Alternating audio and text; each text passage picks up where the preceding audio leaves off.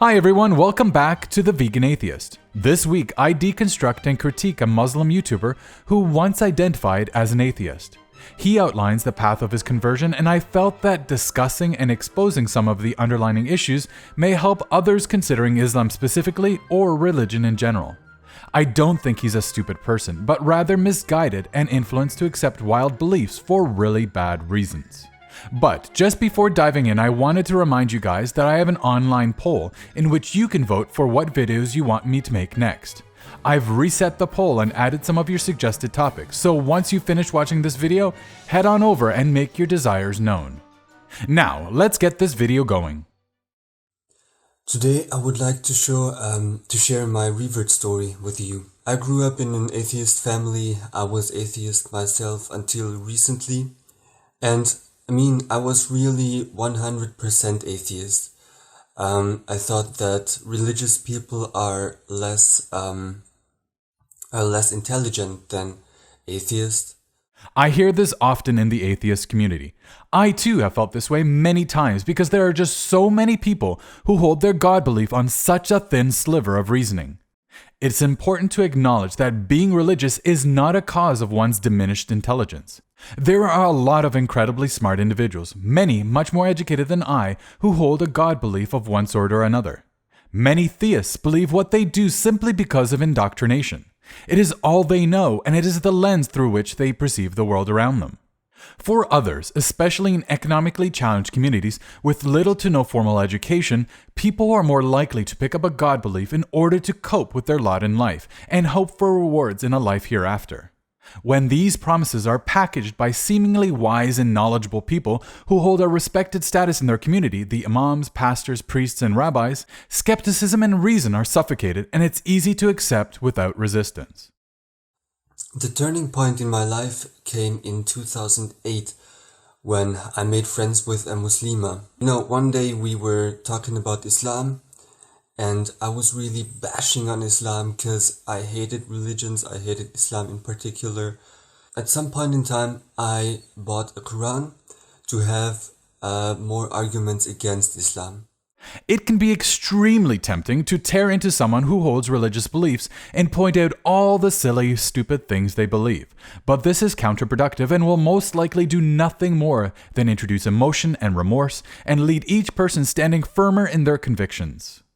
I'd encourage everyone to ask more questions, get clarifications, and have the believer explain how A, their particular God is real, and B, how they happen to find themselves in the one and true religion while the rest of mankind got it all so very wrong.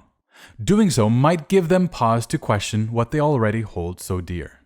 Lastly, I think it's an excellent idea for everyone to pick up a Quran or Bible or whatever religious text and read it. Doing so, you will be in a unique position of having done something that most believers haven't done and can speak with authority when challenged. It's quite an experience having a discussion with a theist when you know more about the religious text than they do. I began to read the Quran, and the first thing that happened was that I realized that there are not only these passages which are quoted by Islam critics, these passages which are considered harsh and violent and intolerant, but the majority of the Quran verses just tells you to be a good person. And really the Quran as a whole is very peaceful. Now, here's the first real sign of a problem: his willingness to look past the immoral parts of the Quran and come away with a skewed perspective of the entire text and the God it lays out. The Quran, I'm sure, has many wise, moral, and helpful tips throughout its pages, just like nearly all other religious books. But the claim made within is that the Quran is not merely a book written by a wise desert nomad, but instead a God's direct message to mankind.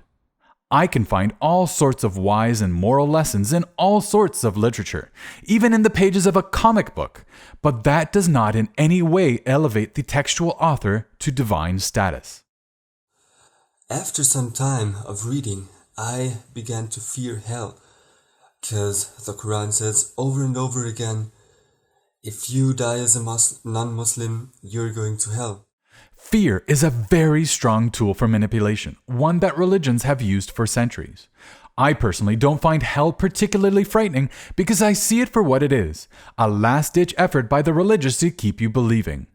If reason can't convince you to stay, then fear might be able to overpower your doubts. Fear of eternal torment was a major contributor to this YouTuber's adoption of Islam.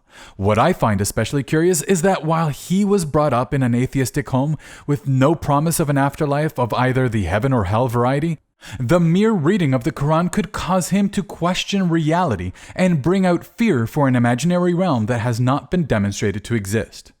It would be akin to, as an adult, reading a book about monsters and arriving at the conclusion that monsters are real and do in fact live under your bed, even in the face of all available evidence. Nothing I could ever read would convince me that monsters live underneath my bed or that hell exists. It would take a lot more than words printed on paper to convince me of something so far-fetched. When fear is employed to convince you of anything, tread very cautiously. Lastly, the whole notion of hell brings up for me 3 questions that I have yet to hear a reasonable response. 1. If Allah exists, what kind of being would send someone to suffer eternally in hell for merely disbelief or belief in the wrong religion? 2. How could any crime we commit in our short life be worthy of eternal punishment? Seems to me to be an infinitely disproportionate punishment for a crime. And 3, how could you determine which God and which religion is most correct? Nearly all religions believe theirs to be the one and true path to a God, and disbelief will lead to their version of hell. If you put your metaphorical eggs in Allah's basket and it turns out that God's chosen religion is actually the Second Baptist Church, then you are royally screwed. I became utterly impressed by how God is described in the Quran. It was just so majestic and impressive. So I really became a doubting atheist or a confused atheist. As a naturally skeptical and evidence-demanding person, I simply cannot comprehend how anyone could actually believe a character in a book exists because of how impressively they were portrayed. I would imagine one would have to already accept that such a being exists in order to be moved to accept the description of said person. There are countless characters in world literature that are both fictional and grand in stature, wise beyond their years, and a role model for humanity to take note.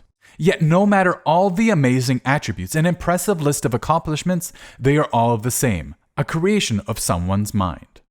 What I did in this confused state was I was sucking in knowledge as much as possible.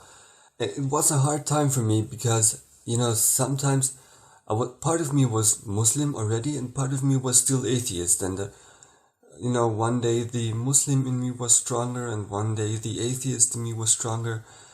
I had this inner quarrel, and I think it's a miracle that I didn't develop a split personality. To make a long story short, at the end of this process, after some years, I was a Muslim. I was no longer atheist. Unfortunately, we never get details on what specifically solidified his acceptance of Islam.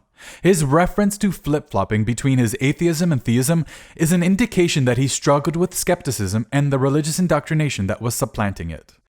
At some point, his skeptical rational defense faltered, and he fully accepted extraordinary claims about the universe. Things changed for me when I discovered all these videos on YouTube. The Dean Show and Yusuf Estes and Shabir Ali and all the others. The Dean Show is a YouTube channel hosted by a Muslim convert that attempts to bring Islam into the 21st century. It is a proselytizing channel that interviews Muslims on a variety of topics, including conversion stories, proofs of Islam, pop culture Muslims, and oddly, MMA. It is an attempt to make Islam more approachable to a Western audience. Yusuf Estes, born Joseph Estes, is an American preacher from Texas who converted from Christianity to Islam. He is active in Islamic missionary work in the US, teaching the techniques on how to convert non-Muslims to Islam. Dr. Shabir Ali is a prolific debater, author, and speaker specializing in Islam and Christianity. He is known for a more moderate and scholarly interpretation of Islam. He devotes a lot of his work to steering Christians towards Islam by arguing against Christian apologetics. These men are all selling Islam and are apologists on a mission. Every major religion will have their equivalent, i.e. a well-spoken proponent that works to bring their particular interpretation of their particular religion to the masses. It is crucial to consider the arguments against your beliefs before accepting them. In order to find out everything wrong with Islam, just ask a Christian apologist. Conversely, if you want to find out everything wrong about Christianity, ask a Muslim apologist. Test your religious beliefs as you would test others.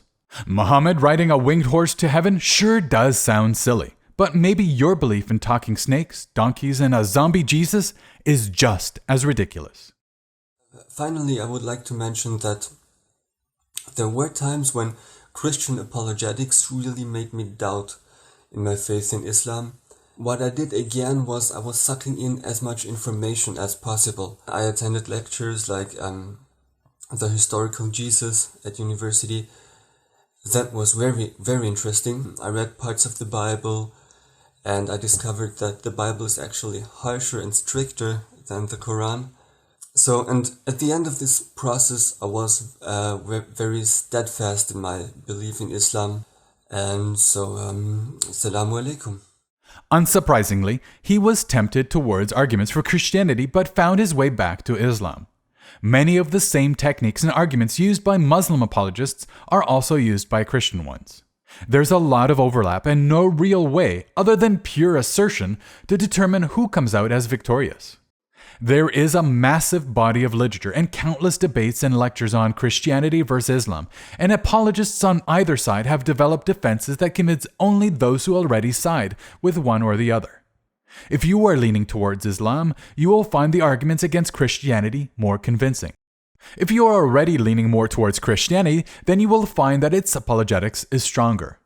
We all ought to be mindful of our natural inclination to fall into echo chambers of our own creation. Everyone thinks they are right about the majority of their beliefs, yet it is evident to many others how wrong they really are on so many of them. When we are convinced of something and are unwilling to entertain the idea we may be wrong, we have strolled into dangerous waters. Never stop questioning. If you enjoyed this video, click the like button below. To ensure you don't miss out on future content, don't forget to subscribe to my channel. Want to have a say in what videos I produce? Have your desires known by voting in my online poll. Thanks for watching.